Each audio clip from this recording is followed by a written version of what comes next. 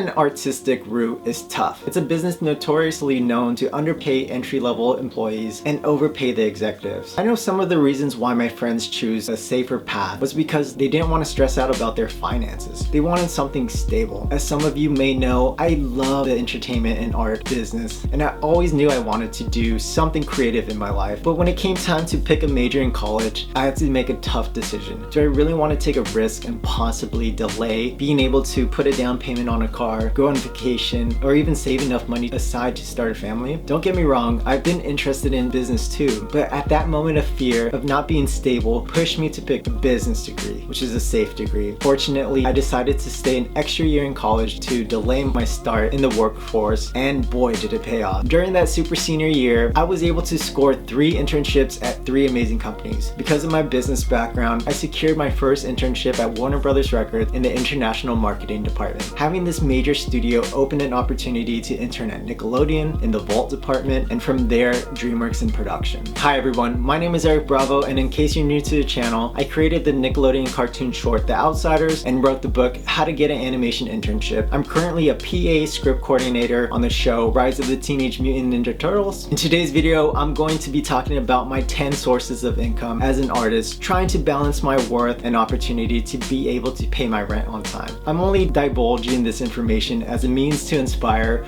or spark ideas to help you continue on this difficult path of becoming an artist. Being an artist is super tough. Finance is a hard subject to talk about, but if I could provide you with my story and how I make extra money on the side, and if it helps you in some way, then I'm happy about that.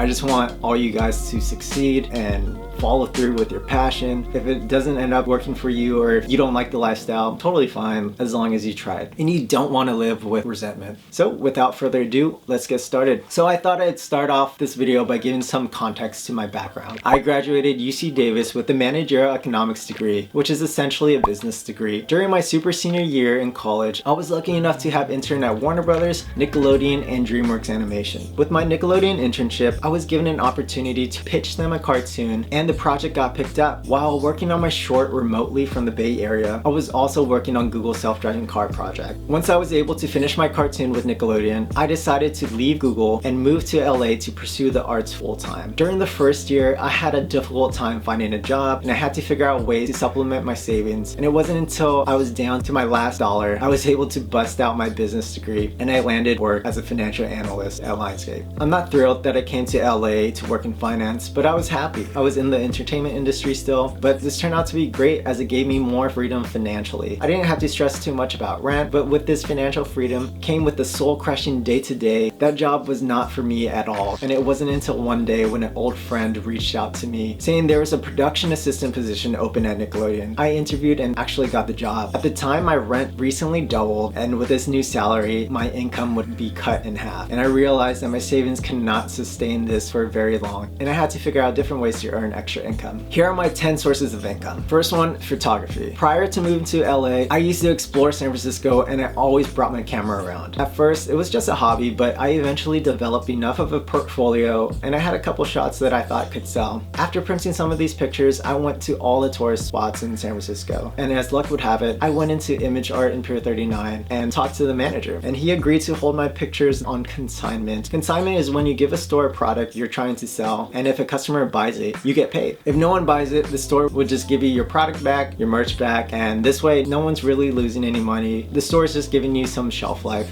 My pictures were doing well, and after a month, he was buying prints in bulk, and depending on the season, I can make anywhere between $65 to $250 a month. My second source of income is book sales. I've always wanted to share my experience of how I was able to get an internship at 3 major studios all in 1 year, and after my internship at Nickelodeon, I created the blog, The Storyboard Room, where I interviewed co-interns asking them about their path to securing an internship. I've always wanted to take it a step further and really dig deep from my experience. I've been rejected more than 50 times from internships all throughout my college experience. I was only accepted to 3, and it was all in 1 year. I wanted to share my insight on what worked and what didn't, and after moving to LA and having some free time on my hand, I decided to finally give my idea life and wrote the book How to Get an Animation Internship. Since then, I have digital and physical copies of the book as well as an audiobook version. My third income is music streams and sales. Under the stage name Ravo, I recently released my debut album Need to Know, and it charted on the Billboard top current album sales. I was able to sell about 1,000 copies the first week, which equated to about $3,000. And after the initial release, my music income mainly relies on streams from Spotify and Apple Music. At the peak, my monthly listeners reached up to 34K listeners on Spotify. About a couple months later, my average monthly listeners is about 18K listeners, and I reach about 45K in monthly streams. With this passive income, I make around $150 to $200 a month. My fourth source of income is my 9-to-5 job. This is my most stable source of income, and it's my production assistant job at Nickelodeon. My fifth source of income is I actually assist for a cartoon creator as a freelance, and I help him with any ad hoc projects that he may have and administrative work or anything he may ask. And it's all done remotely. I was lucky enough to find that gig through LinkedIn, where I just reached out to someone who I wanted to chat with, and I ended up getting this part-time gig from it. My sixth source of income is writing freelance jobs, and I get this here and there. This is by far the hardest to come by for me, but with my network and being in the industry, I at times get a writing freelance job. The pay for this depends on the work and for how long it takes, but the pay is good. But like I said, they don't come too often. Usually scripts could get paid, depending on the length, anywhere between $300 to thousands of dollars.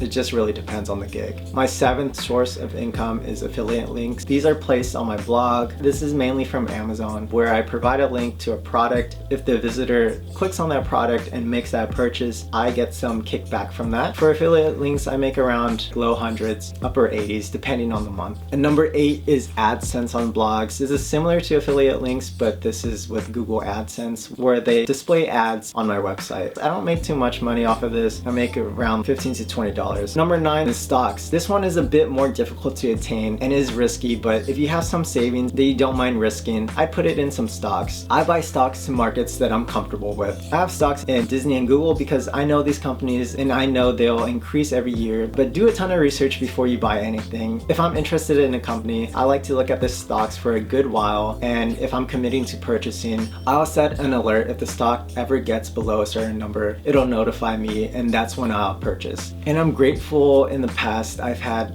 jobs that paid well that I was able to afford this. Last but not least, number 10, and this one's the most fun, and this is one of my favorites, to be honest. It's extra work or background work. This is really fun if you're in the Bay or LA, mainly in California. They have some in New York, and also Atlanta is a pretty big one. I've been in various shows like 90210, MTV's Awkward, and Spotify print ads. I've been in Taylor Swift's music video. I was in a Puma commercial, an AccuView commercial, a bunch of random stuff. And it's really awesome because you get to be on set, you get free food, breakfast and lunch, and you get to meet a ton of people. It's a great way to network in the industry. And fun fact, this is how Brad Pitt got his start. Brad Pitt was found through Central Casting. He was just a background extra, and they thought he looked good for a role, and they picked him out, and now he's Brad Pitt. Well, there you have it, my 10 sources of income as an artist. I hope you guys found this video helpful. I love to know what sources of income you guys have. If you have any questions at all, please feel free to ask me in the comment section below. Also, please be sure to give this video a thumbs up. It really helps this channel, and don't forget to subscribe and hit that notification bell to be notified when more videos are posted. Thank you guys, stay safe and stay tuned. Until next time, take care guys, bye.